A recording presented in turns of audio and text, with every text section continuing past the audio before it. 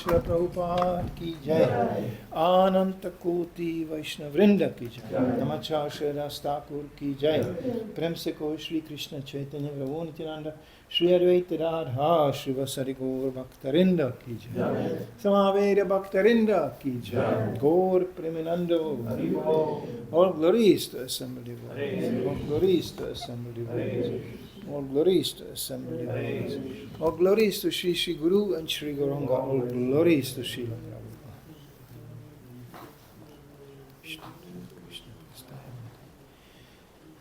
Shri Murti Bhaktivedanta Swami Tinamni Namaste Saraswati Devam Bhagavani Pachani Nirvishesha Shnava.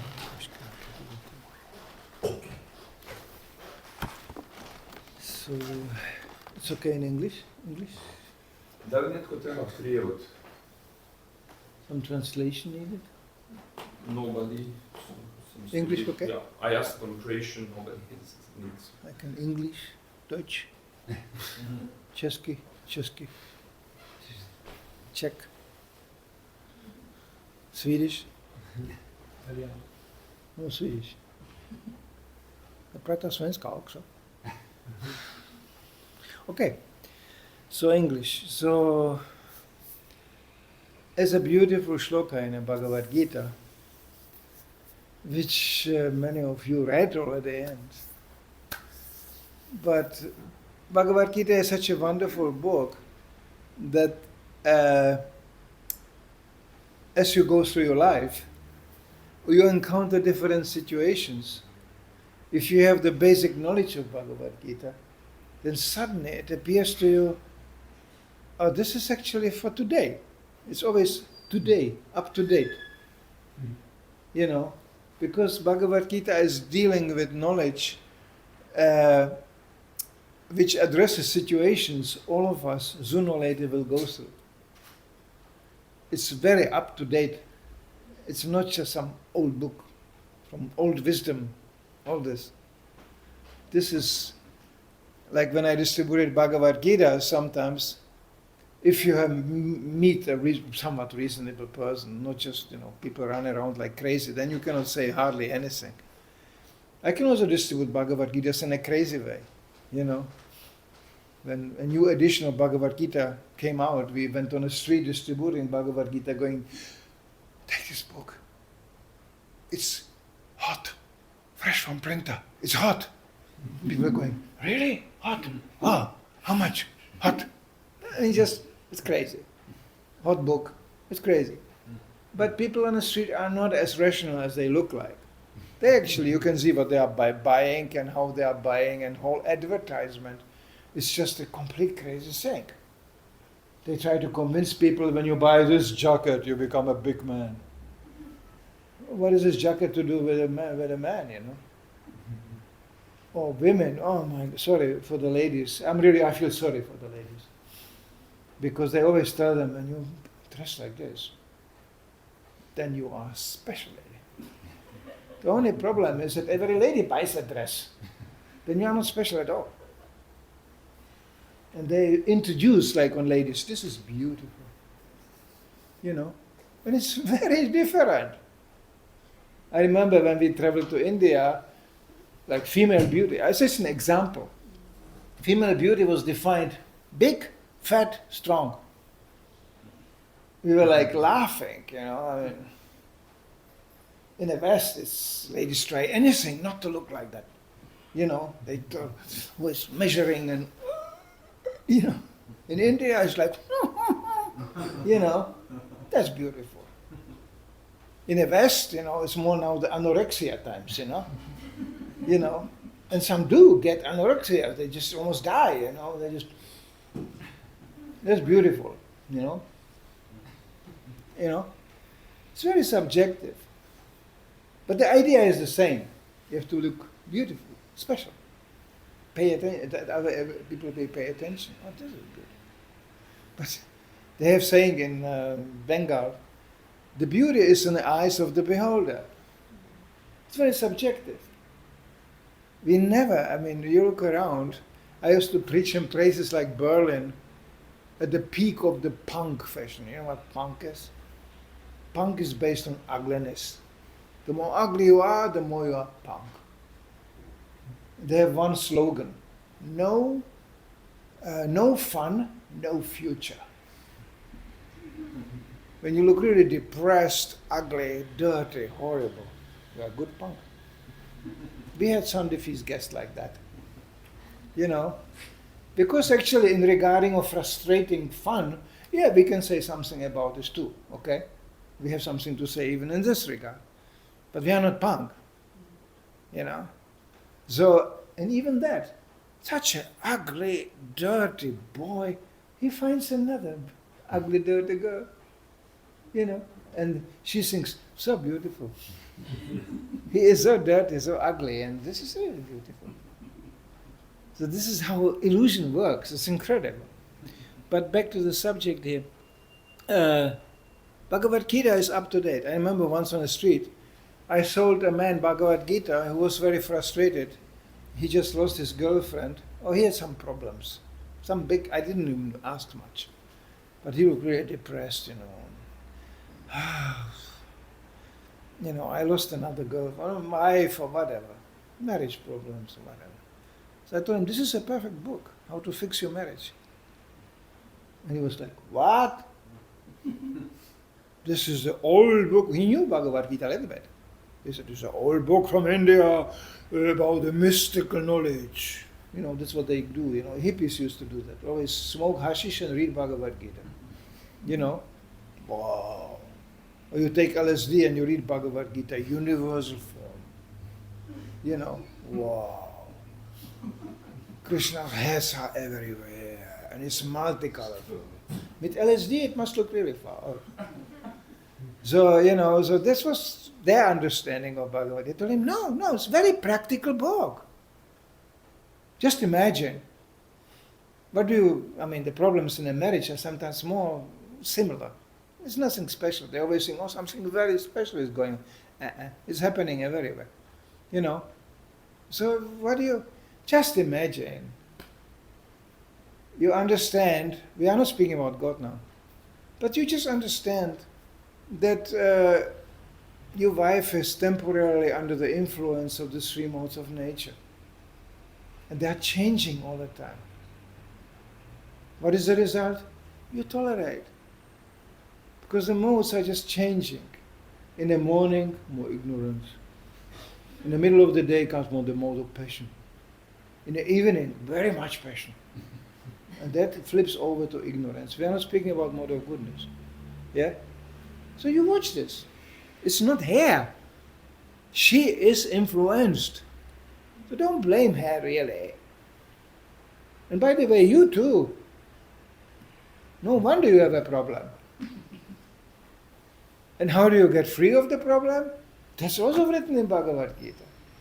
There's a process. You chant Hare Krishna, you raise your consciousness above these modes.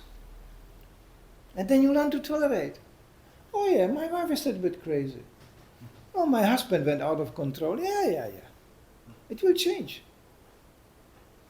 Therefore, I get confronted with this kind of things, you know. I meet desperate women, desperate men. But sometimes I have to be very careful that they don't notice that I don't take it seriously. Because I know it's going to change again. You know, yeah. The husband comes to me and goes, what happened to my wife? You know, in the morning she tells me I'm the biggest idiot on this planet.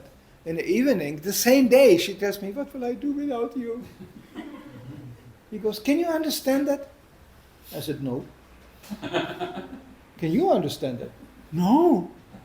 Then let's let it go. We don't understand anything is happening. And how can you tolerate that? You have more important things to do. You focus your consciousness out of this. And it comes and goes, yeah, love and hate. And, you know, hate and love, it's very close. It's like a coin, you know. You just flip it. It's amazing, isn't it? I love you, I hate you, I hate you. I don't know how it's here. In Italian, in Czech, they call it Italian marriages. I don't know what it is. You know? You can hear it from a distance. Some plates flying, you know. Wow, blang, you know. Again, some plate in the kitchen was broken. You know, but you go in and you say, what are you doing here? Fighting each other. You stop immediately. Otherwise, the husband goes. Police is sometimes acting like this. And she goes, don't take my husband. What do you mean? You just crushed a pot on his head. I mean, it does make sense, right? So this is modes of nature happening. Material nature is like that. It can make us to act in a very bizarre way. Unpredictably bizarre. So we learn in Krishna means to tolerate. When you tolerate, you realize there's another level. Now, it can go further. Just imagine you learn to understand your wife is a part of Krishna. Oh. You want to fight with Krishna? Not so good. So, then comes not only tolerance, then comes respect. Oh, this is part of Krishna. Don't abuse it. Just imagine we learn to see each other like this. Here comes a part of Krishna. This is a part of God. I mean, how amazing it will be. And Prabhupada wanted us to relate like that. Devotees are supposed to share mutual respect for that reason. Not for other reasons much, really. What do you want to respect? I respect your hair, I respect your body. Oh, thank you very much. You will respect my body even when it's dead. A little bit morbid, you know. You know, I respect his body, but unfortunately it's dead. You know, this is a little bit morbid. Now we respect the body also because it's operated by somebody who is powered by Kṛṣṇa. That's the real point. And then suddenly you start to see things differently. All this, therefore, Bhaktisiddhanta Maharaj said one thing. We have only one problem. We are not in Krishna consciousness. It's only one problem. Because when you see things in Krishna conscious way suddenly. Now, a vision of a devotee is beautifully described in this shloka. Just, I want to read this. This is from the 6th chapter, text 32. ātmaupamyena sarvatra samaṁ paśyati Arjuna sukhaṁ yadi duḥkhaṁ sa yogī paramo mataḥ. He is a perfect yogi who by comparison to his own self sees the true equality of all beings, both in the happiness and distress, O Arjuna. Now this can be commented upon in different way. Oneness. We are all one, isn't it? Oneness. No, we are not all one. It's a big mistake. Bhagavad Gita says we are all individual. So what does it actually mean, true equality of all beings? For this you need a purport from Srila Prabhupada. He makes it very clear.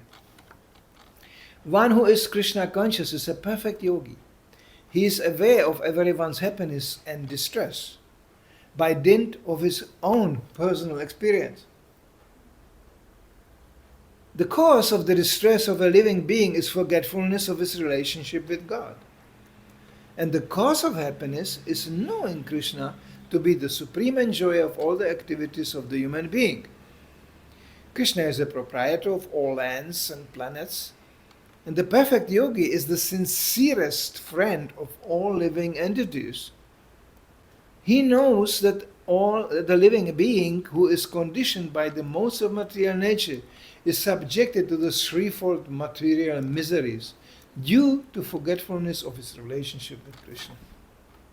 Because one in Krishna consciousness is happy, he tries to distribute the knowledge of Krishna everywhere. Since the perfect yogi tries to broadcast the importance of becoming Krishna conscious, he is the best philanthropist in the world, and he is the dearest servitor of the Lord.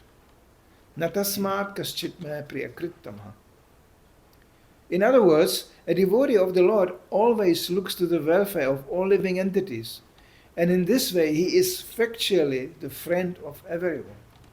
He is the best yogi because he does not desire perfection in yoga for his personal benefit, but tries for others also. He does not envy his fellow living entities. He is a contrast between a pure devotee of the Lord and a yogi interested only in his personal elevation. The yogi who has withdrawn to a secluded place in order to meditate perfectly may not be as perfect as a devotee who is trying his best to turn every man towards Krishna consciousness. So Prabhupada explains here, we have to preach. Now somebody say, but I'm not a preacher, I'm not a very philosophical person. Prabhupada gave an amazing story to that. He said, how do you preach?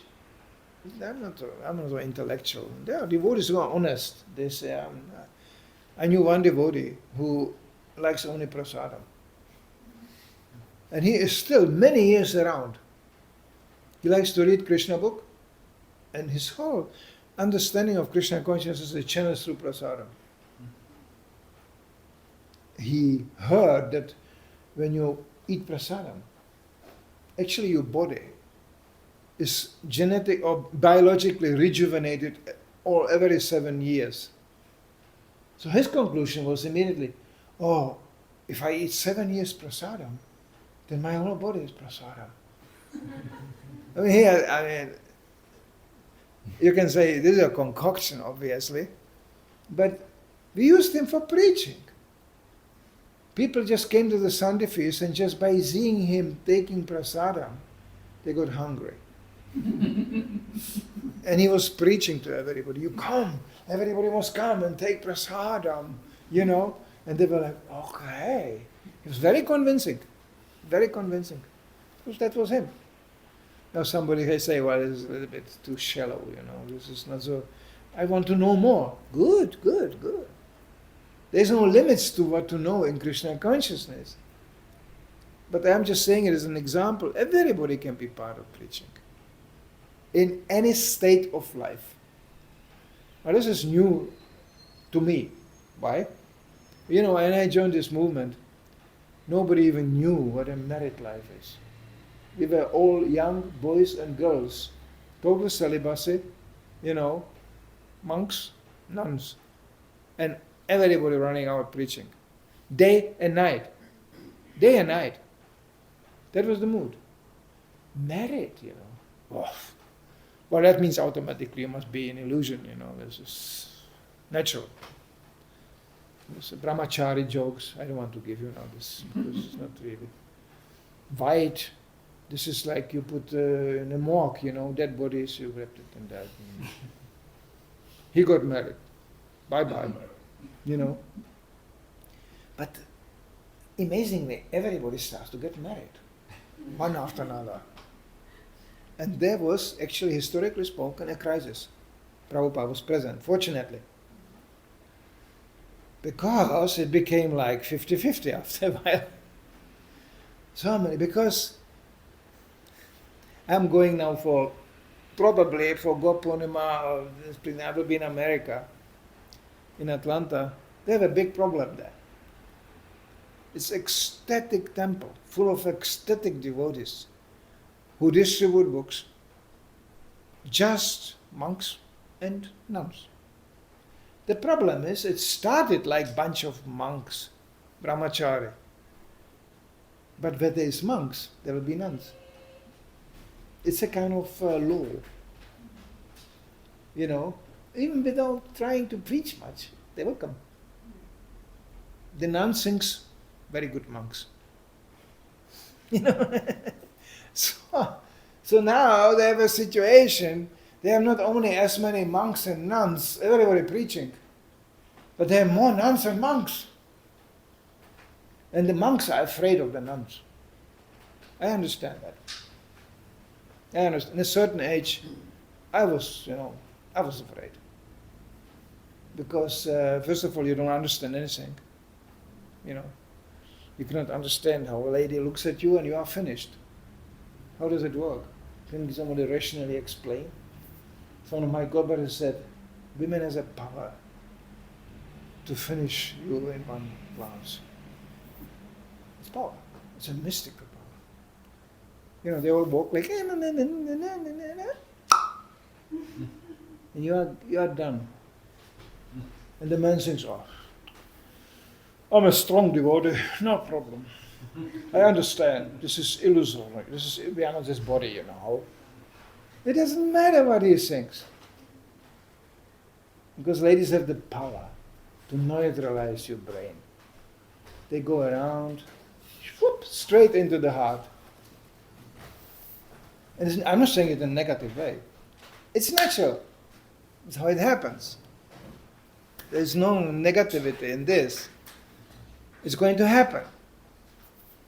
So Prabhupada introduced married life. One lady, not many, one. And that one is making sure that the others can look whatever they want and nothing happens. Protection.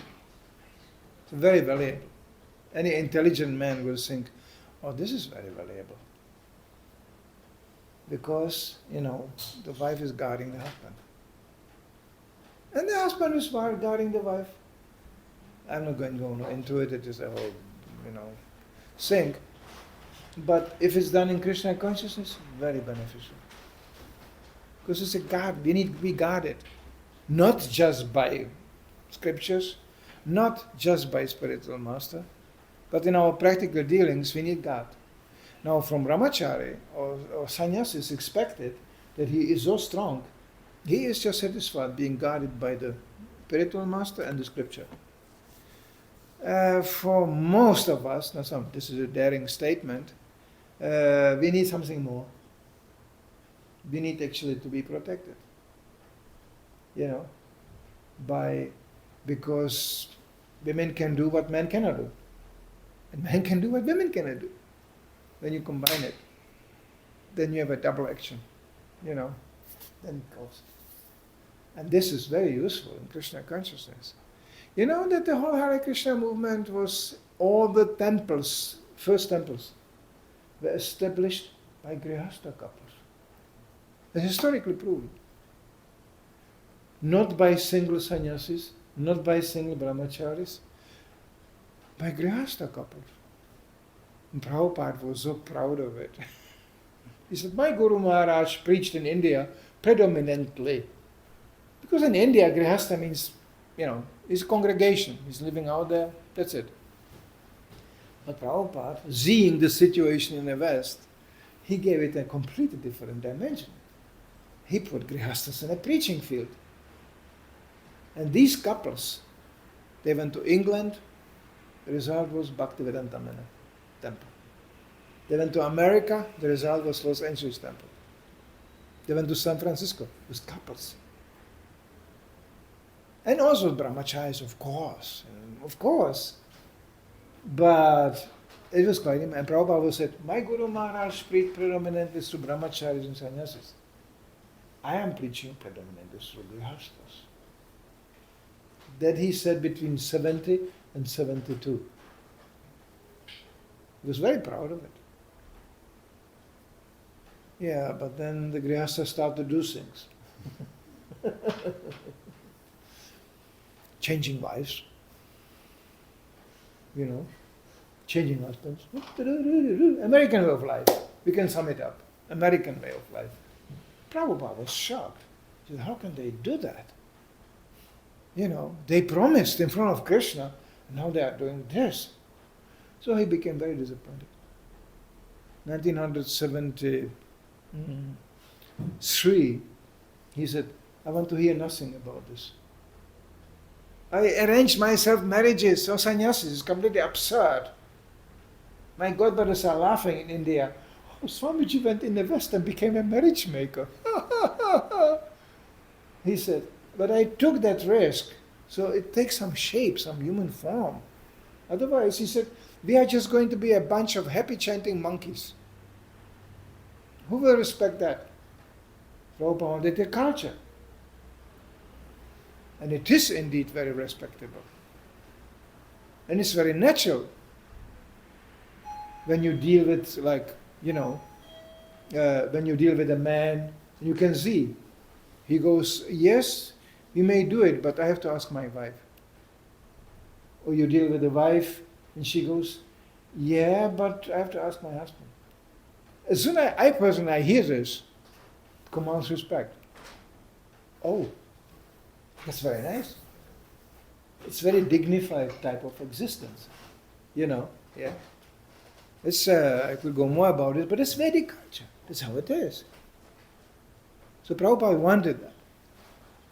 But the point made here is that Krishna consciousness is not just for us.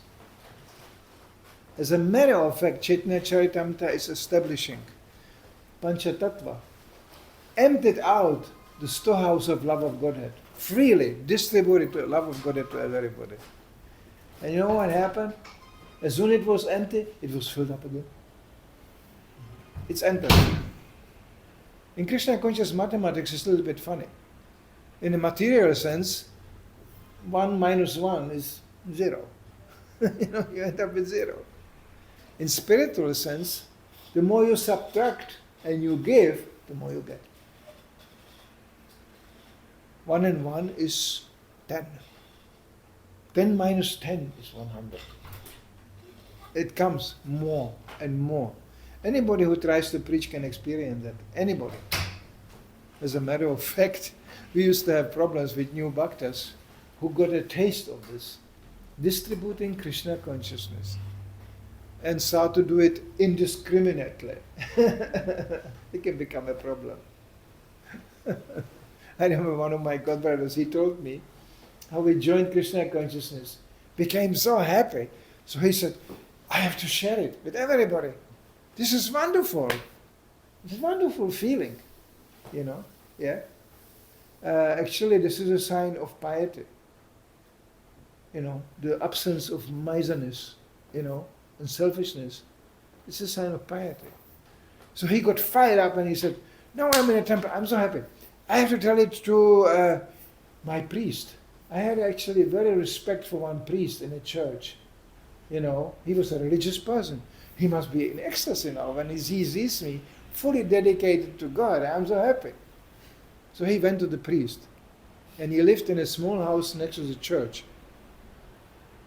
And he knocked on the door. Dhoti, Sika, Tilak. Then he saw the curtains moving, but nobody opened. So he was going, he must be at home. But he doesn't understand. So he banged again on the door. And then in America, they have this, for mail, they have this opening in the door. You throw just in mail like this on the floor. Something like that. And then he saw this opening opened. And out of that opening came a gun, like this.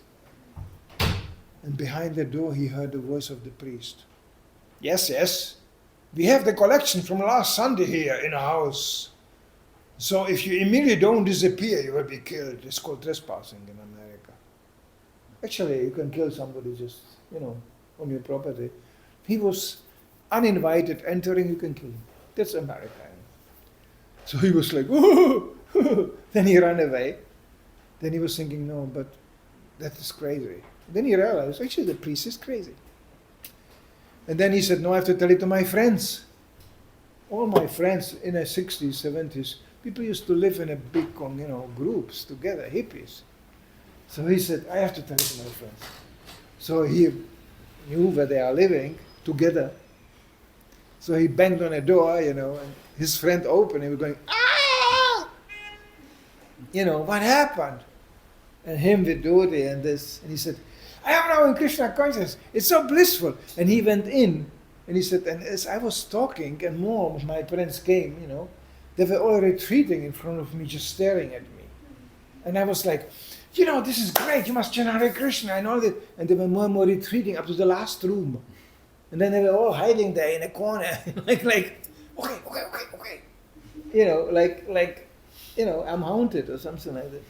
So he realized, they don't understand. So that's called immature preaching. More mature preaching, and it comes and should come. I'm personally very inspired because I meet more and more devotees down the road who are mature. They have not only spiritual experience, there was a material experience. If somebody thinks Krishna consciousness is some kind of hiding place, I will close the curtains and now I'll be transcendental. Hare Krishna, Krishna Krishna, Hare Hare, Hare Rama. I have one secret for you. It doesn't work like that. It's good that you chant. It's always good. But you will not be happy. No. And eventually you will stop chanting because you are not so happy. Because it's meant to be distributed, shared. Well, that's what we are doing right now. Just imagine there being nobody here. I could sing to my Bhagavad Gita, and Prabhupada did that on the beginning. There was nobody there, so he was, translating Bhagavad Gita to the wall, with his tape recorder, and, because Prabhupada said, I was never alone. My spiritual master was there, Krishna was there. But you have to be very advanced to see it day and night like that. Usually we need association. We need feedback. Yeah? And some devotees are more extroverted, some are not so extroverted. But we all need association. Somebody say, somebody took sannyas. Sannyas is defined in the Shastra like socially dead person. He's not obliged to anybody. He's out of it. But how many sannyasis we are falling down because of lack of association? How is that possible? Now, they may not have the association like with everybody, but at least amongst each other.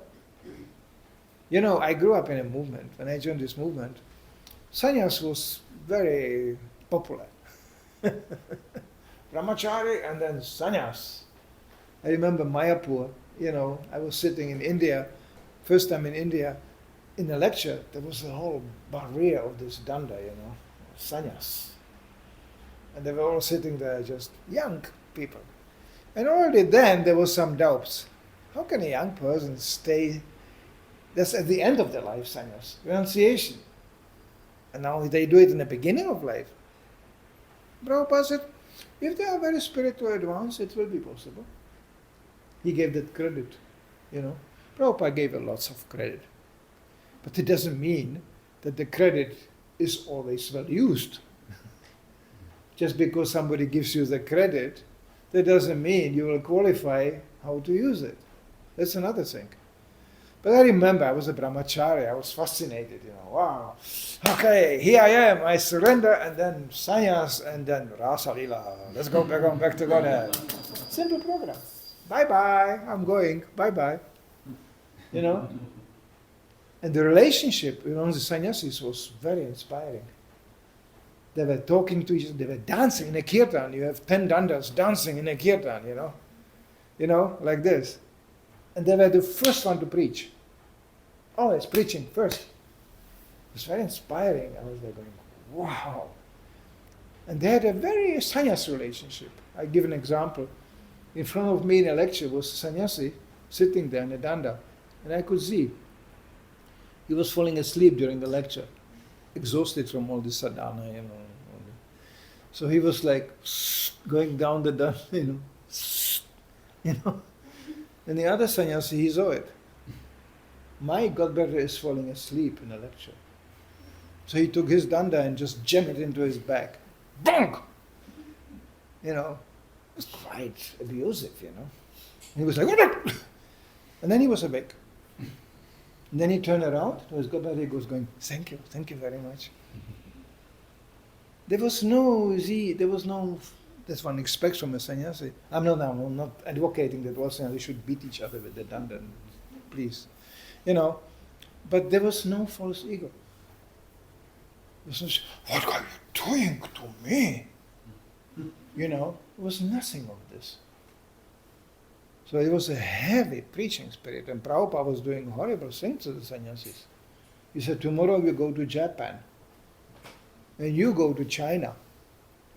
They were going, Prabhupada, what was in China? You know, Prabhupada said, we have nothing in China, we must preach in China. And they did it. This is expected from a sannyasi. Prabhupada envisioned sannyasis like a scout. You know, scouting, you know, out there in the terrain, in a forest, going and spying, seeing what can be done here in Kṛṣṇa consciousness. You know? Preparing the terrain for other preachers to come. This is expected. Otherwise, you know, I don't want to go no more in detail because sometimes devotees think and who is me? I'm not a sannyasi. For valid reasons. You know, for very valid reasons. So, the principle is for everybody the same. Sannyasi, brahmachari, grihastha, everybody. We have to understand. Prahlāda Maharaj is saying in the 7th canto of Srimad Bhagavatam, I am now in Kṛṣṇa consciousness, but I suffer also sometimes. If I suffer in Kṛṣṇa consciousness sometimes like that, how much more must suffer these people without Kṛṣṇa consciousness? This is exactly what it is.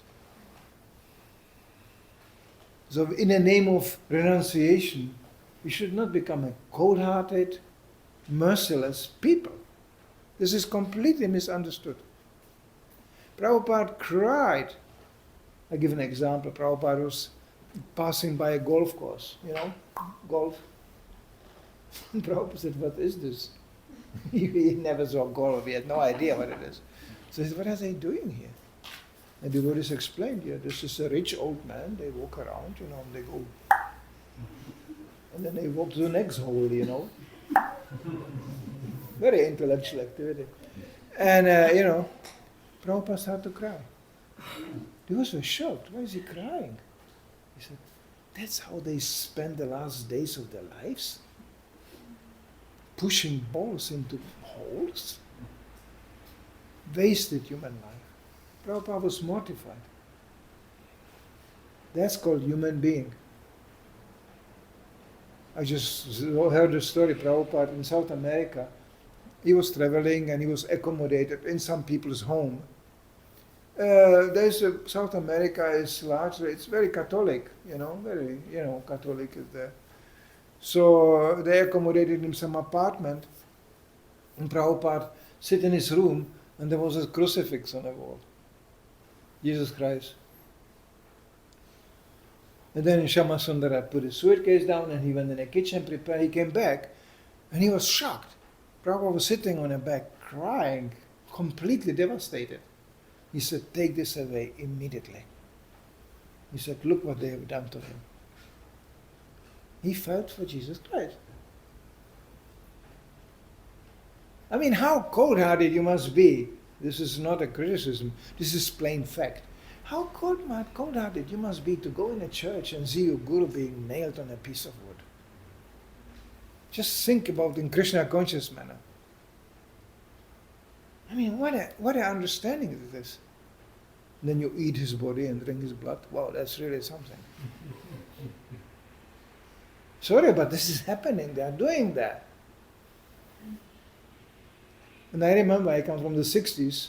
This awareness was there even amongst even hippies. Who actually liked Jesus because he was revolutionary. Hippie means revolutionary. So Jesus was revolutionary. I remember there was a poster of Jesus hanging in every hippie community. There was 2 posters I remember because he used to do programs there, preaching, So there was 2 posters. One was Lord Shiva because he's, favorable to intoxicants. So all the hippies were just, smoking ganja and worshipping Lord Shiva. And then there was this poster of Jesus. Jesus being there, nobody knows actually how Jesus looked like. That's another thing. But, young Jesus, like in his preaching outfit and everything, laughing, having a big laugh. Ha, ha, ha, ha, ha. That's something you would never see in a church. So that was our revolution. And we can assume that Jesus was also sometimes laughing. Yes. That's maybe a speculation, but I cannot imagine he didn't sometimes laugh. Why not? Where is it forbidden for a preacher to laugh? Well, he must be serious. Yes, we are serious, but still laughing. We are laughingly serious. And they develop this image of a serious man. We find it in Krishna consciousness, sometimes the version of it. He's a serious devotee. Never laughs, never makes a joke. Doesn't speak hardly to anybody. Because he's very serious. I can give myself serious lecture from the scriptures. When I'm finished, you want to commit suicide. I know how to do that too. And I know even preachers who are doing that. I can give you address if you want to get really depressed. By the end of the lecture you think, okay, this is all Maya, this is finished, we are all in Maya. And then there's a long description of hell, you can edit to that. We have it all in the scripture, And then, what's the use? Bemin, it's Maya, Mena, Maya, it's all lust, there's no love, there's just lust. I mean, I can go on like this. I can really spoil your fun. This is the meaning of preaching? No. This is not Srila Prabhupada. Srila Prabhupada said heavy things, but simply laughingness. He could say that. And it was so true, it was so real, and immediately he presented a positive alternative. His preaching was always describing on a basis of the negative description of this world and the harsh reality of this world. That should be there. Prabhupada said, if you are not aware of the hopelessness to enjoy in this world, you cannot become even inspired to join Krishna consciousness. Because you think, no, it's nice here. I want to stay here. You know, that's one side. But immediately he showed us how to see this world with Krishna conscious eyes. This is a very important point. Last time I was here, I was speaking about similar things. How we shouldn't make that basic mistake of negation. You know, it's all temporary here. What's the use? You are temporary, you know. You know what? You will die soon. One way or another. You are going to die. And this body is just a collection of chemicals. When you start to see things like that, which is essentially true, no. Prabhupada was going, no, this is useful body. And the others, they are very valuable people. I just heard, a lecture from a Croatian sannyasi. Your Croatian sannyasi was in Germany. I was hearing a few of his lectures. and then he gave a very nice example from his school days. He was preaching in some university, and then there was a big display in a university, in a humanistic mood. You are most valuable. There was big posters printed out. You are valuable. You are unique. You have to believe in yourself. And he said, when I saw this, I was going, what a hypocrisy. The same university is teaching that you are just but bunch of accidentally collected chemicals. That's all. Life comes from chemicals, which don't carry really big value, which temporarily appear and disappear into nothing. That's actually what they teach them. And then they dare to put these posters up. You are valuable. What do you mean valuable? They're valuable chemicals or what? This is how irrational people are. But in Krishna consciousness we can understand, we are really unique. Nobody is like the other. Now I'm a little bit autobiographic again, but I love to travel, you know why? Because everybody is unique. Now, there are similarities, of course, there are similarities. Even national similarities, sorry. I can even detect nowadays, this is Serbian devotee and this is Croatian. I just heard a lecture from a Serbian devotee. He's living in Germany anyway. About how we all should become brahmanas. But just by his gestures and the action, I was going, okay. I mean, he was a kshatriya, like from a picture book, But somehow he felt the need to point out that we should all become brahmanas. I can give you a national conditioning every country. Germans, they go, yes, we are all brahmanas here. How much does it cost? And we have to manage our life so we all become brahmanas. I know countries, you can easily find out. Somebody thinks I'm a brahmana. You go, no, you are not. Just watch the response. What do you mean? Wait a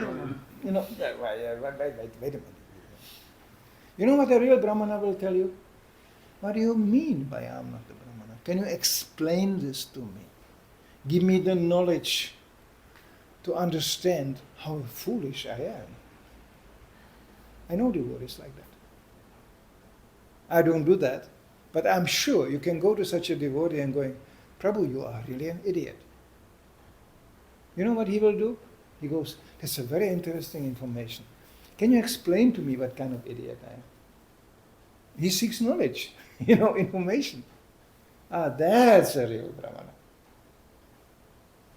What does a kshatriya do? He will just punch you in the nose immediately. What will Vaishya do? He will go, don't say that, I don't feel so good.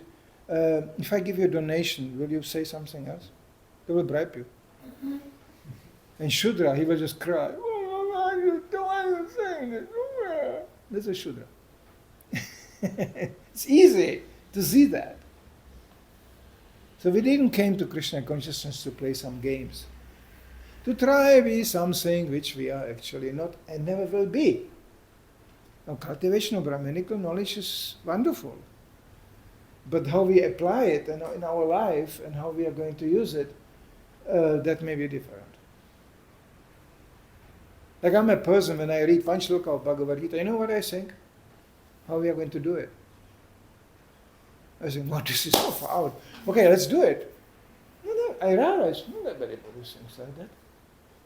Some go, this is very nice knowledge. Can we have more knowledge? They just collect knowledge. But they don't have that impulse to do it. I come from Scandinavia, from Sweden. Big brains, incredible intelligence, but nothing is happening. They think even it's happening. No, it's not. It's just a printout from the printer, but nothing happened yet. It can get that bizarre. Whereby I come to countries, devotees are more simple. They go, oh, this is nice, let's do it. Oh, that's where the proof is. They go, that's where something is happening. Because Prabhupada said Krishna consciousness is happening in the heart. So this shloka is speaking about people who know from the heart how much is people suffer. And they know it because we are living in the same world. I mean, it sounds really depressing, but nobody is sorry, we didn't die yet. We cannot just run away from this. This marathon, I was few times out distributing books. I was shocked about myself, I realized I distribute completely differently as I used to do. When I was young, we were pushed by quotas, If you didn't distribute at least 20, 30 books a day, you were not even allowed to go out. Didn't make sense financially. That's it. Nowadays it's not like that, fortunately. Nowadays even one book distributed is highly appreciated, it's wonderful. But, so I was trained being a book distribution's pumping out machine. I was like bang, bang, bang, bang, bang, bang, bang. In the morning, 20, 30, 40 books. In the evening, the rest, 100 books a day, good. Bang, bang, bang, bang, bang, bang. How? That's not so important. To whom? Not so important. Now when I go out, I can still do that. But it's not so fun. I was in Zurich, in Switzerland, on the street. There was a young boy. He was on crutches. His ankle was broken. So I passed by, and I was going, not so good, isn't it? Crutches, and he was like, obviously not very happy and not experienced even to walk on crutches. And I had just a recent similar injury on the leg. So I was like for 1 month also a little bit jumping on one leg. So I felt very sympathetic to him. I was going, not so funny, isn't it? And he was going, that's horrible, I cannot walk the way I want to walk. And I said, yeah, this is all due to attachment, isn't it? It would be nice to walk, but we cannot. He said, so what are you doing if you cannot walk? You have to sit, isn't it? And he was going, yeah, I have to sit most of the day. He was a young guy. So he said, and when you are sitting, you get bored, isn't it? He said, yeah. I said, but you like to read books? And he said, yeah, that's the only thing I can do when I'm sitting. I'm reading tons of books. I said, very good. I have some nice books for you. He bought 2 books. Just talking about crutches and all kinds of stuff like this, I had a talk with him. Then I went around the corner, and there was a Christmas market with a stand, like those boxes they have. There was nothing inside, just bags of some vegan goodies, and there was 2 girls and 1 boy. And they were obviously really missionary vegans. Really fiery, I could see it. So a mission to sell these vegan goodies. So I liked that. I was just passing by and I was going, good. Then I told them, just nothing saying, no books, nothing. I just took, my daughter is also militant vegan, They're going, good, great. And I said, it's very nice. So this book is absolutely this book is advocating cow protection, totally. So, do you know this? And the guy was, oh, Bhagavad Gita, yeah, I heard about that book. And I said, yeah, this is the book, and this was about cow protection. There are many more interesting things inside. And the girl has got on his case. This girl was going, buy the book! We want also that book! We want to read the book! And they gave him such a hard time, so he bought the Bhagavad Gita. And they gave me a big bag of vegan goodies. They were saying, now I have a big bag of vegan goodies. And I said, I never distributed books like that. I went around the corner, there was another box, Christmas market. There was an Indian there. And he was selling for Christmas, I don't know why. He had a whole box full of this Tibetan, Tibetan vases. It's like balls, and when you hit it and you go, it might Sound therapy. Huh? Sound therapy. Yeah, something like that.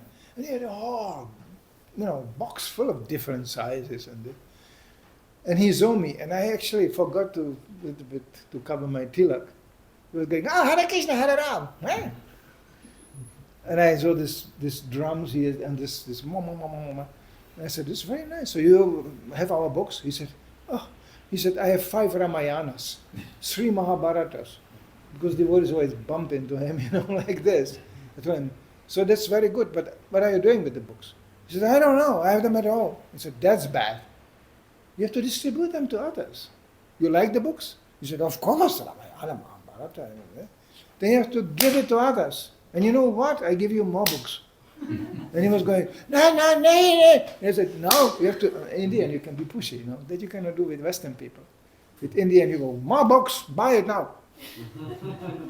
He bought 4 or 5 books, and then, and I told him, and actually if you want to do really pious work, you can give me one of these balls.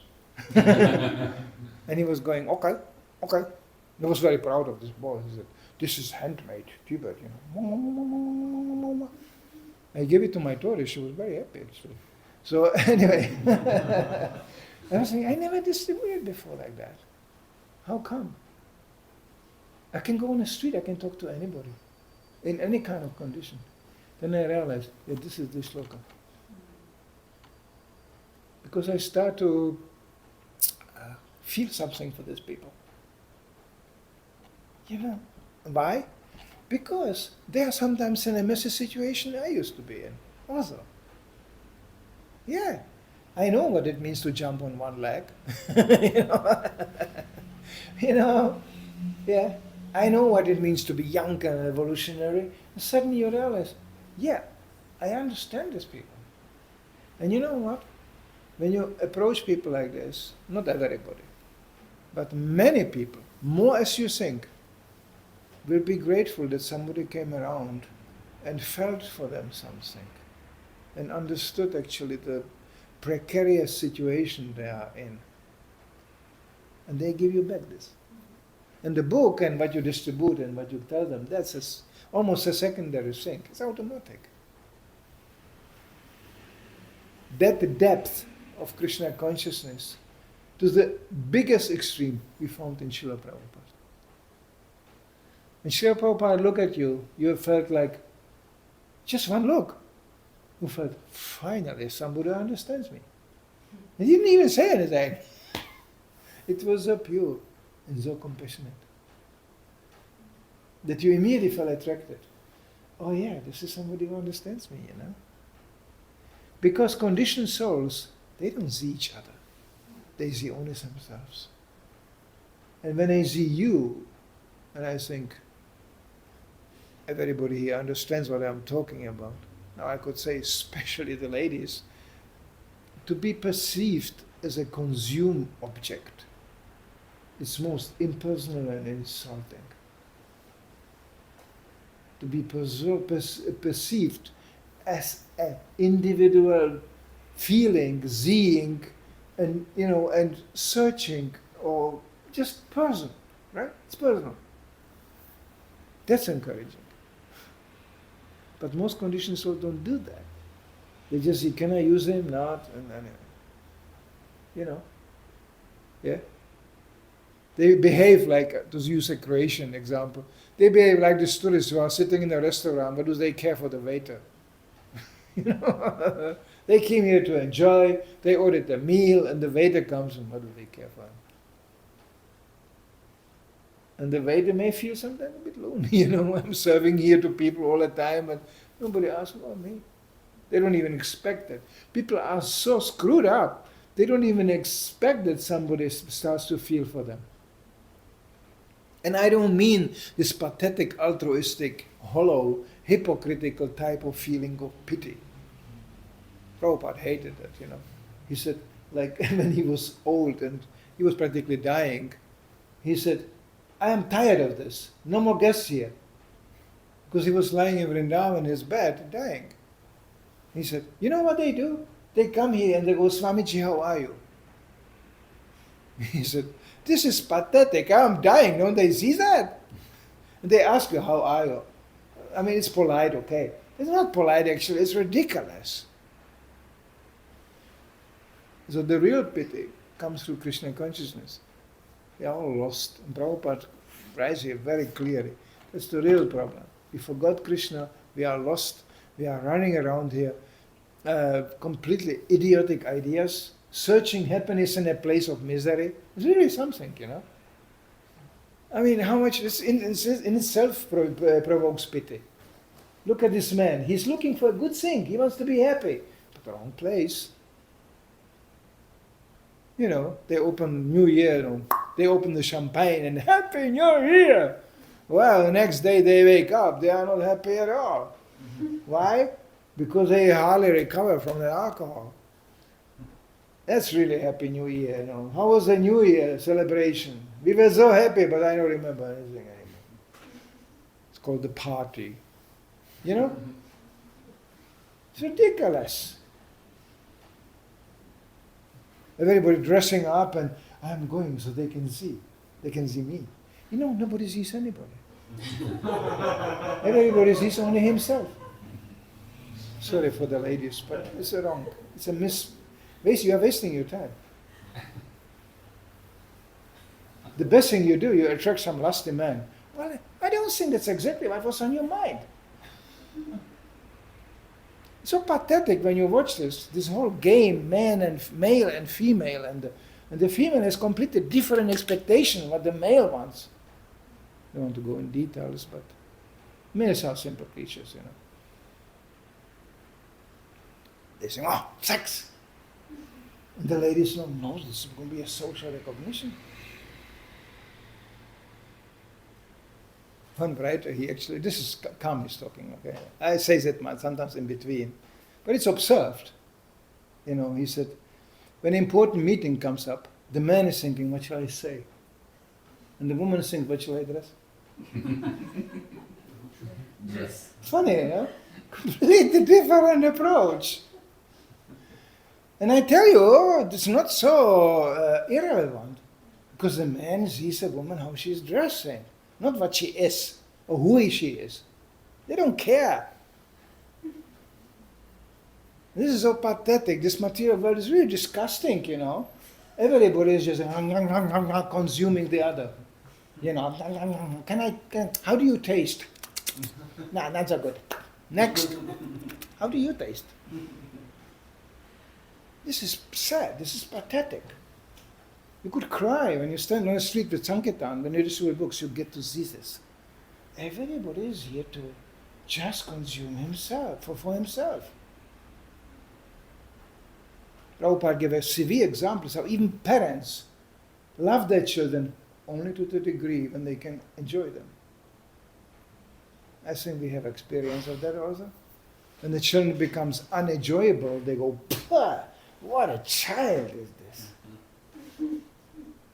No inheritance. You are finished out.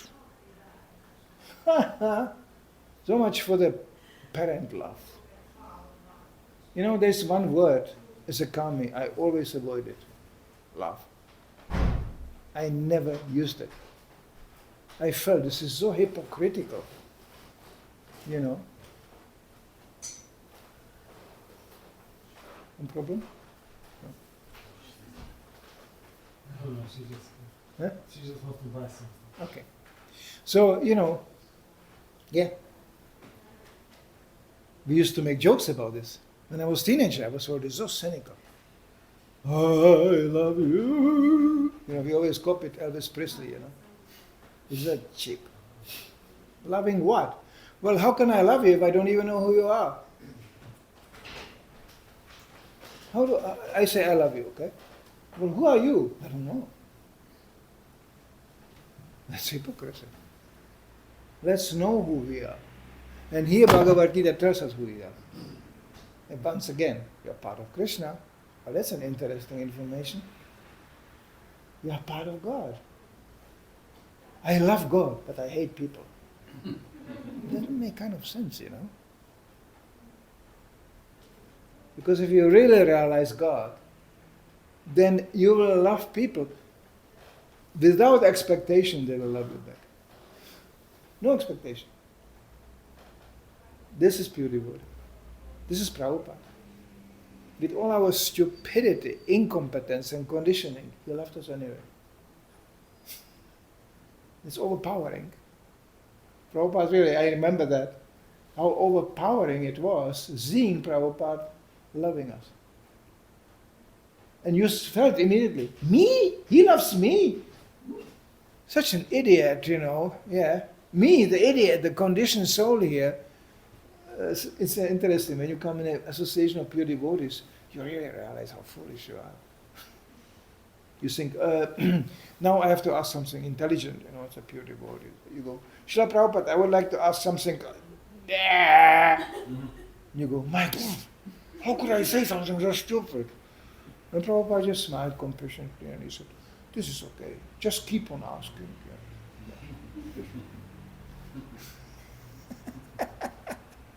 Prabhupada is such a compassionate way to deal with stupidity, because he's a sincerity. There's a sincere person, but he's conditioned. People were flipping out in front of Prabhupada. Prabhupada, I'm so hopelessly idiot. My God, I didn't know it before. I said, I'm not so intelligent, but I'm a quite reasonably intelligent person. For Prabhupada, everybody was an idiot. And people got desperate, some people, My God, I'm a really idiot. And Prabhupada was like, you can just thank you for coming here. I remember Mukunda Prabhu is explaining that in the early days, he arranged for Prabhupada a preaching program in San Francisco in some hippie community. It was a complete disaster. They came in a flat, the hippies were lying around there having sex completely, drugged. So they were going, Prabhupada, okay, there's no program. Prabhupada said, no, we came here preaching, we're going to preach. And then Prabhupada sat down and they were lying there around. Prabhupada said, ladies and gentlemen, he started to lecture like that. Mukunda couldn't believe this. And he gave a completely short but standard lecture introduction to Kṛṣṇa consciousness. Thank you very much. There was no questions. Prabhupada and then he made kirtan and walked out. Mukunda was so embarrassed, he described it. He said, Prabhupada, I'm sorry, this was really crazy place. Then he looked at Prabhupada, he was smiling. He was completely ecstatic. He couldn't understand. Because, the hippie movement collapsed very fast. San Francisco became a ghostly town of people lying everywhere, just taking drugs and having sex. So it was becoming a quite ghastly scene. Prabhupada walks through this and he was smiling. And then Mukunda understood why Prabhupada is so ecstatic. Prabhupada said, no, this is a very nice place. And he said, how can he say that? We are walking through hell and he is saying this. Because Prabhupada felt so satisfied. He was in the right place, doing the right thing, preaching Kṛṣṇa consciousness on behalf of his spiritual master. And that was satisfaction. You can experience it yourself. Anytime you do something authorized for Srila Prabhupada, you can experience how happy you become, regardless of response. So this is Kṛṣṇa consciousness. And this is so wonderfully described in this sloka. A real yogi, he always feels connected to the others. In their pain and in their pleasure. His only problem is that how can I explain to them that there is a solution to this Kṛṣṇa consciousness? There's some questions or comments to this.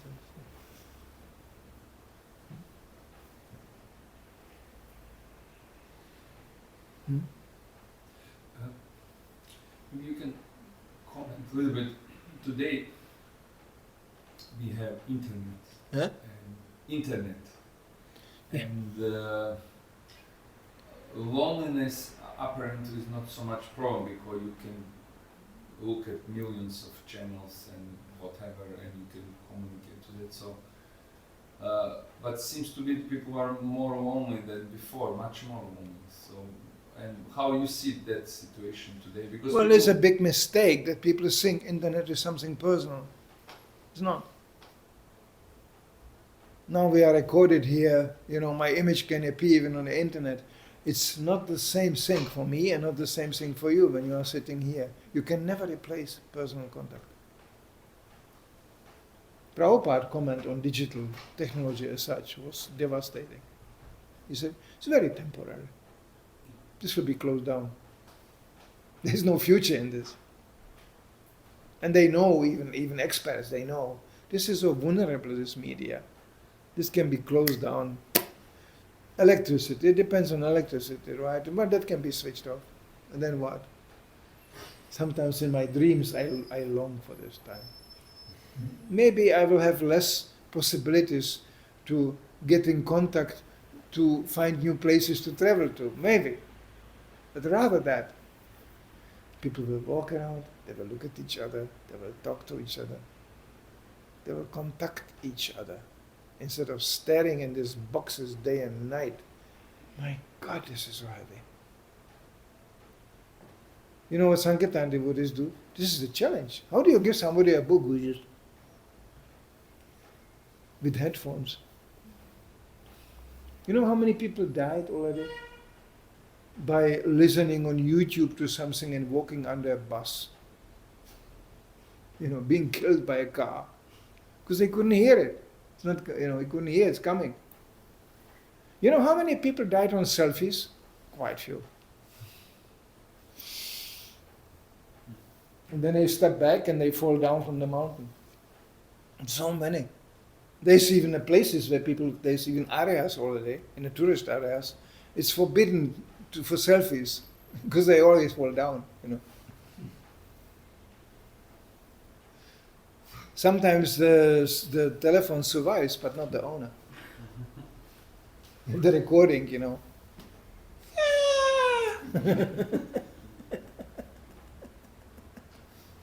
The selfie business.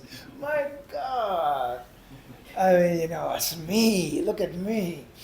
I am now in Hong Kong. I'm in Sydney.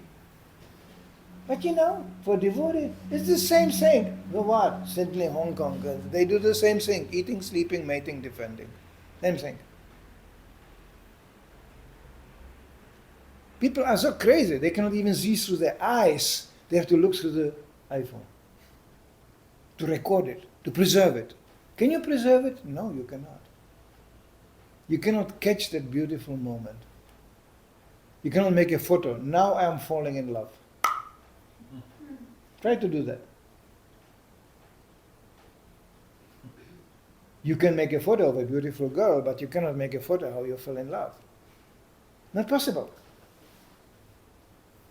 You cannot capture an emotion in digital form. You can provoke an emotion, but it's not the same, like personally. And internet is so devastating. Even devotees. What can they write and say on internet? They will never tell it to you in a face like this. Never. But it's so anonymous, Just, you are an idiot. You don't even know who said that. It's so insulting. Prabhupada was warning, he was perceiving that. I tell you one example. The first pre-internet was telefax. In all the ISKCON temples were established big machines. I remember it was like a cupboard. And now we can communicate. First of all, I think it works like this. You type something, it's recorded, and the signal is sent on the other side, It comes like telegraph, yeah? Makes lots of noise. Plonk, clank, and out comes a white stripe. And that white stripe, when it was finished, you have to rip it out and put it back into the machine, and it was processing it back, and it came out as a printout. Yeah, I remember these machines. I hated these machines because as a brahmachari I used to sleep in a room with such a machine, and then there came a telefax in the middle of the night, bang, boom, you wake up and the machine is just, horrible. Prabhupada said, it's all nonsense. He said, this machine is just making for gossiping. Gramya Katha, just destructive talk, gossiping.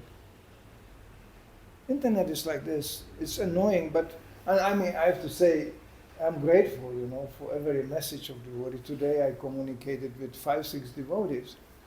Where do I travel next, I realized it was this time very difficult for me to get into Croatia. I'm not going to go in detail now, but it wasn't easy,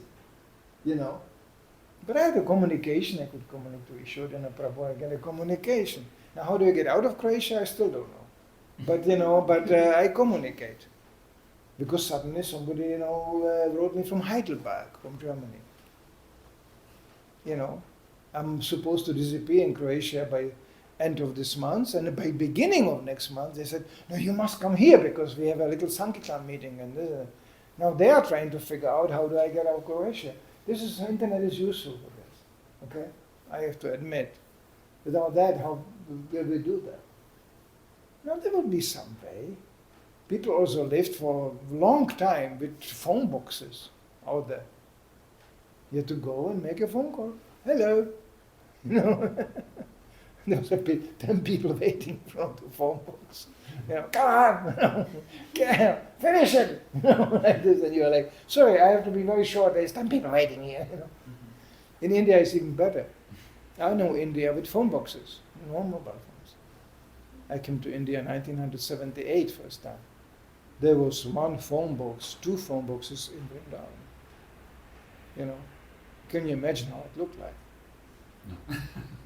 And the phone box was full of mosquitoes. So after the phone call, you were just bitten all over the place, And I remember I was thinking, oh, this is India. This is the technological development in India. In front of the temple in Vrindavan. There was one phone box. Then they make 2, 3, and they make a little, like big phone box. You can go in and there's 4 phones like that. And then out of that box, typical India, was a stick, and there was at least 100 wires coming out. Some of them were cut off, some of them were connected. It looked really far out, like wires going out somewhere, So, and I remember these people standing there making 4 phone calls. Those were advancing, because instead of 1 phone, it was 4. And they were like,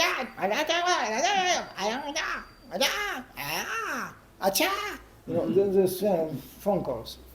And then a big monkey descended from the tree. There was a tree over there.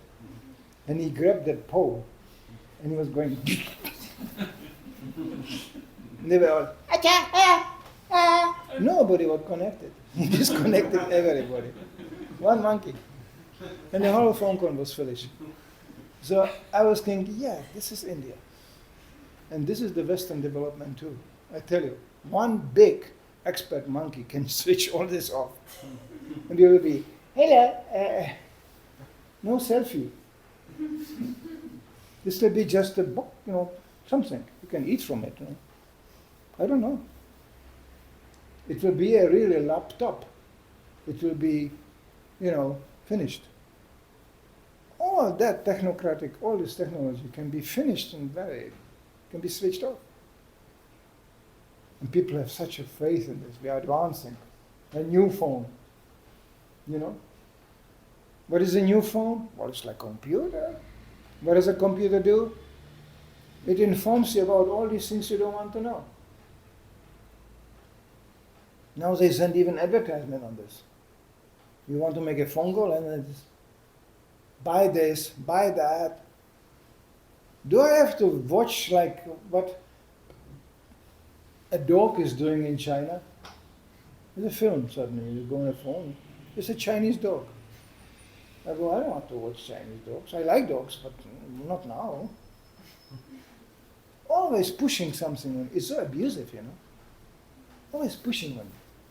And then we, just in case we stop now on digital technology, it has to be upgraded and updated all the time. No, I used to manage 3 restaurants. So I have some kind of picture in my head. Just imagine you run a restaurant. Somebody comes, is hungry. So he gets a menu, You sit in a restaurant, there's a menu card, you order. Oh yeah, I would like to eat this. And can you bring this, please? Oh yes, sir, we will bring that. Then from the kitchen comes the plate. And you go, oh, that's nice. You sit down. And just before you start to eat, the cook comes running and he goes, excuse me, we have to put a little bit more salt. And he takes it away. And you go, okay. Then you wait, they bring the plate again. You go, now I can eat. Oh, sorry, a little sauce. We have to upgrade the whole thing. And you go, yeah, that's nice, but I'm hungry. And they go, no, zoom, no problem. Just a new, you have to, we bring you a new plate, new application, We have to, new application upgrade. And you think, yeah, but I'm hungry. And in the meanwhile, while you are sitting on the table, there's all kinds of people dancing around you making advertisement. Buy this, buy that. I go, no, I came to eat here. I'm not going to buy any ladies' underwear, sorry. And they go, buy it. This is internet. Constantly upgrading, updating. What kind of product is this? There's actually a good joke, an old joke, which I saw first time in the 80s. It was actually published in Sweden. Just a simple joke. There's a man selling something on a table. He goes, this product is so wonderful. It doesn't need any batteries. You don't have to recharge it. There is no manual book to it. Manual, how to use it. Even your grandfather can use it without learning anything. And you can use it under any conditions. It's called the book. This is why book distribution is available. This will stay. I see people sitting in a bunkers when the bombs are falling with a candle and reading this. Why not? It happened before. One book, one Bhagavad Gita. And people will read these books, don't worry.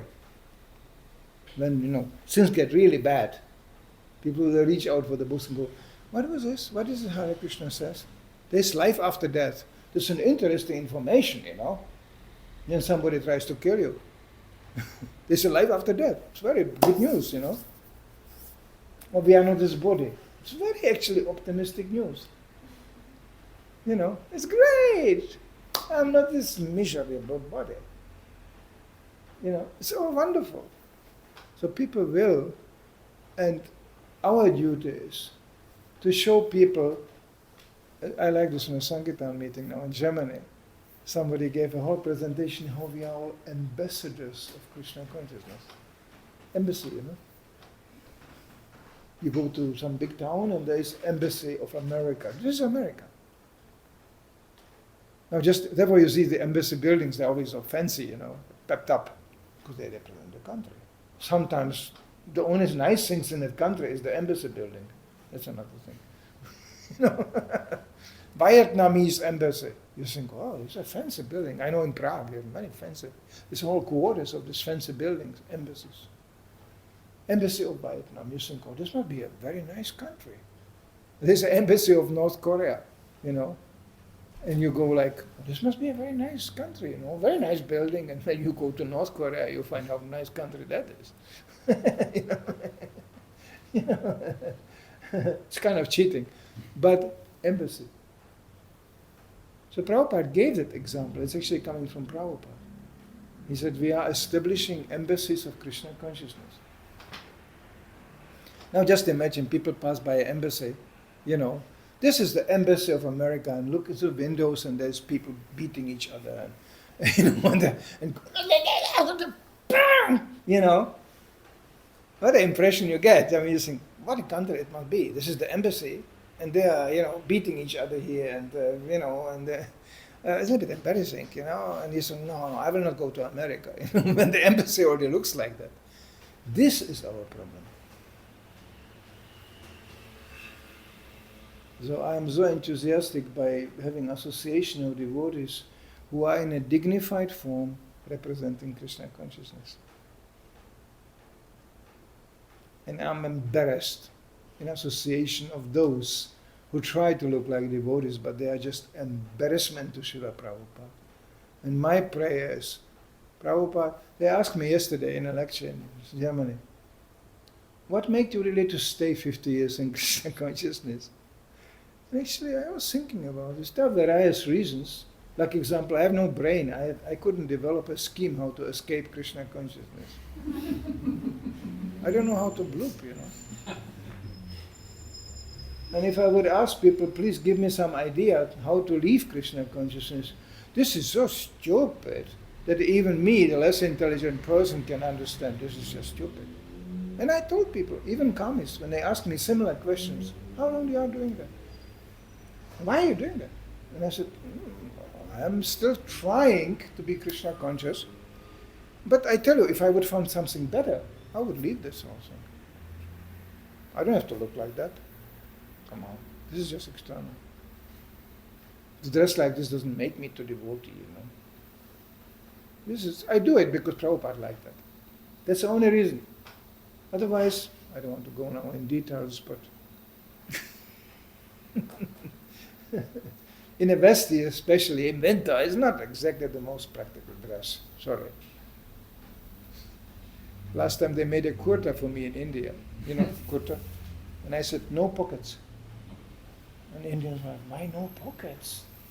Pockets? It's practical. You can put things inside. No pockets in a kurta? I said no, because they always fit in the door handles. You know how many kurtas I lost like this? I walk through the door, and they fit, the door handle fits exactly here. And that was the end of my kurta. So I said, no pockets.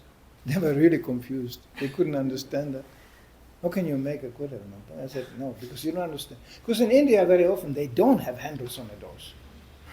They don't have a doors at all. Then it's no problem. Then I can have a pocket in a kurta. Anyway, it's practical, I practiced too many times these things. I was going, no pockets, forget it. This is actually very special. This one has a pocket, but it will not last for long, I know that. It is just like,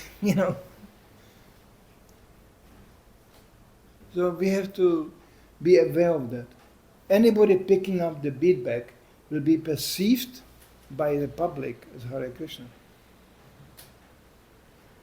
So let's try to behave accordingly. It's not so complicated. People challenge me on the street. You walk here around, you think you know everything? And I said, no. I'm learning here. I have a teacher. Here, look, there's a picture here. This is him. I have a book, and I'm learning. Who is your teacher? What are you learning? I don't need any teacher, I'm God. Well, then you are an idiot. Simple.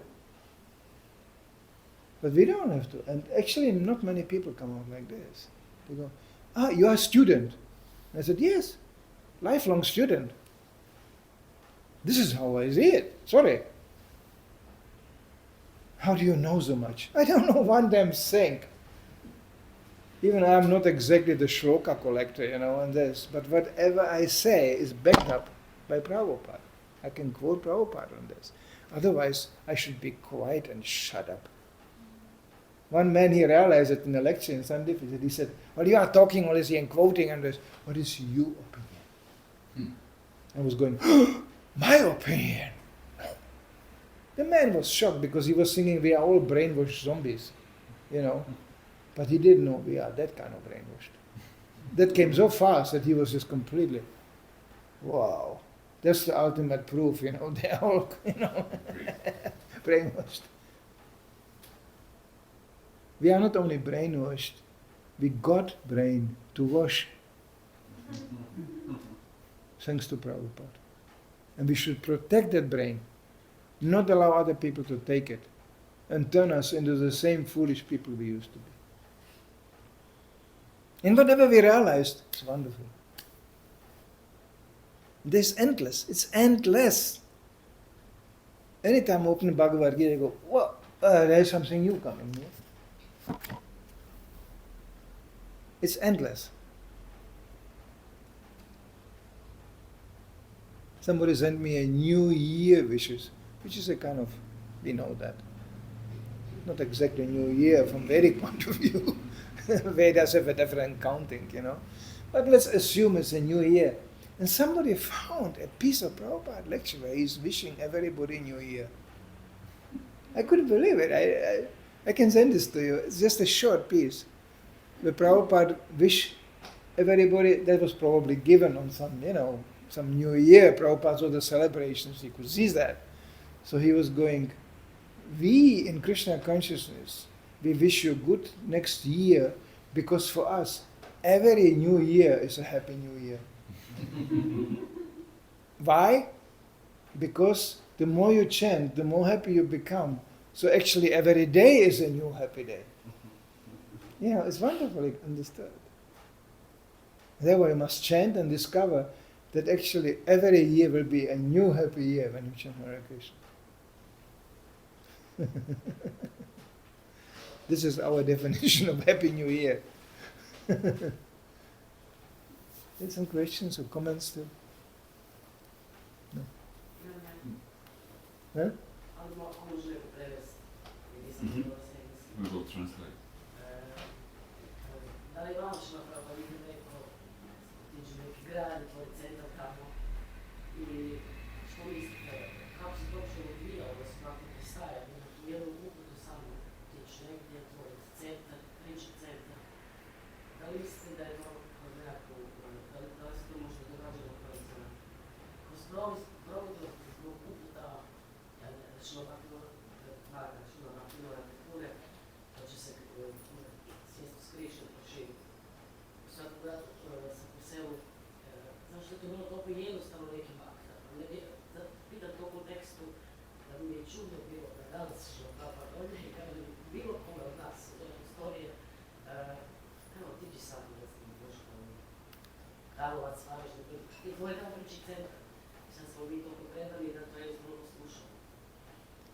Will you translate? Yeah.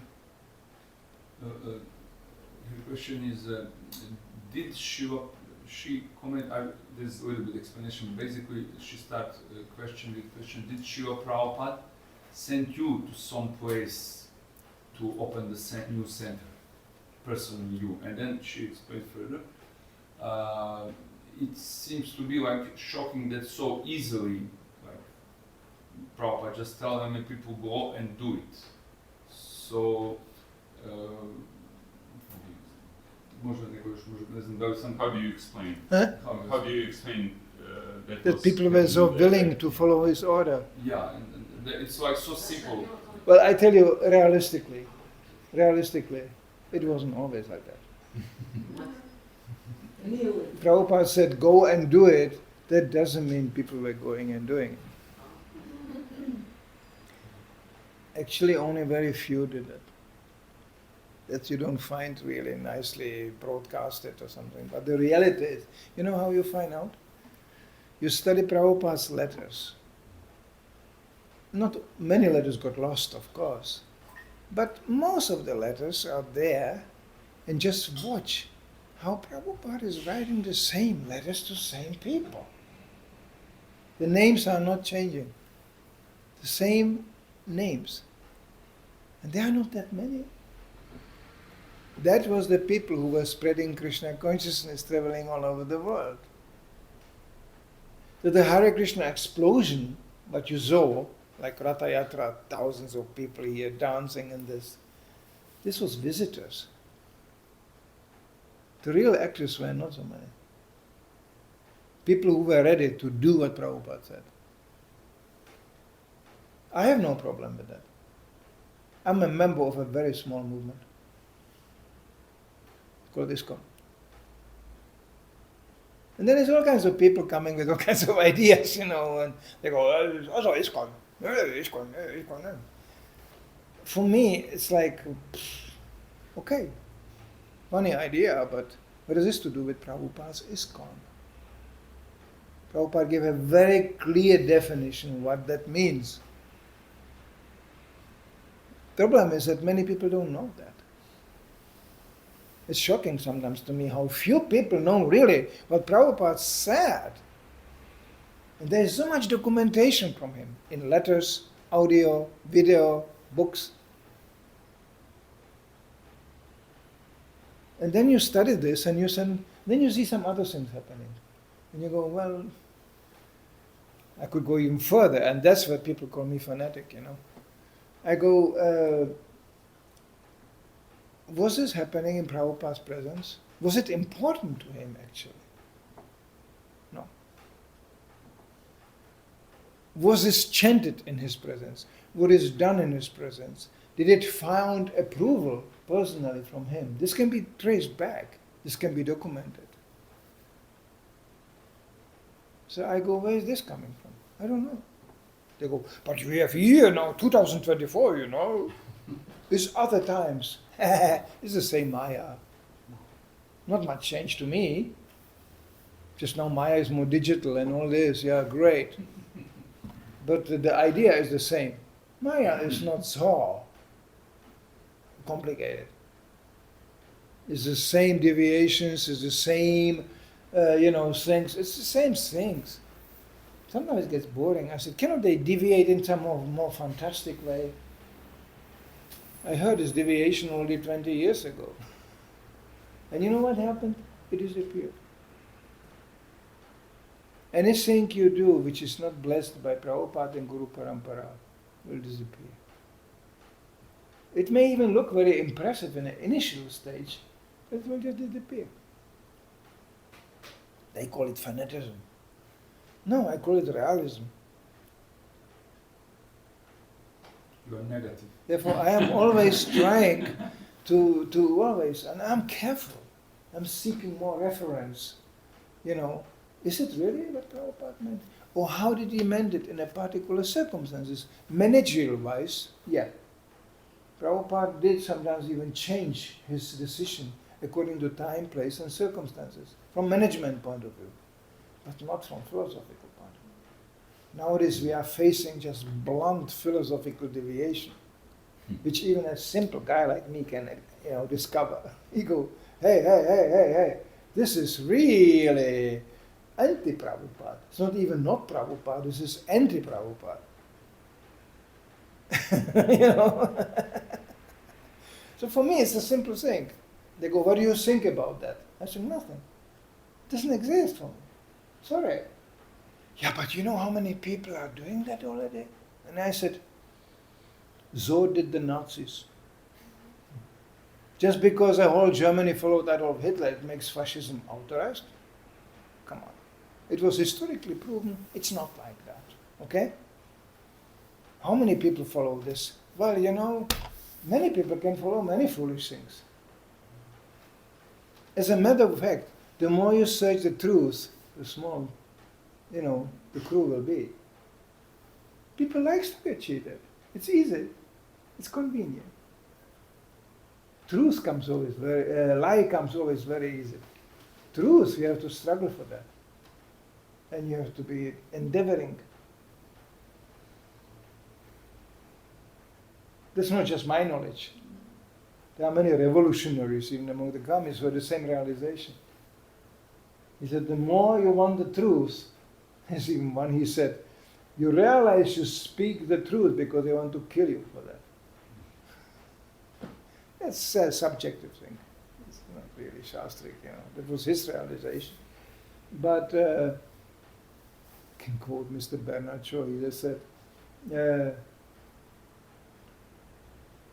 truth is very difficult because nobody wants it. But that was again overdone. I don't like this global, this everybody and this and that. But you try in Krishna consciousness to stay truthfully devotee, you will find yourself fighting for it. You have to stand your ground. No, I will not accept that. Prabhupada didn't accept that. Why should I accept that?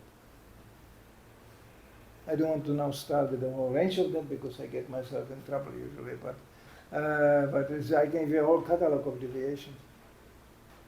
Why should I accept that? Prabhupada liked that. That's my final argument. He liked that, then why should I give it up? Go ahead. I'm trying even to improve a little bit my actions in my life so that Prabhupada likes it more. That's also a struggle. It's only by His mercy I'm still sitting here, come on. He's so tolerant.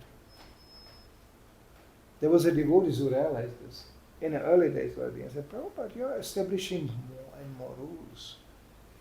Are there more rules? You know what Prabhupada said?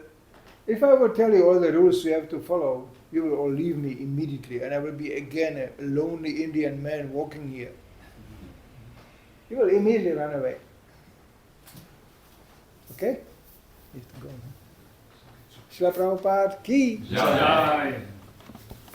His Grace Manidhar Prabhu ki Jai. I'm sorry. You have to tell me.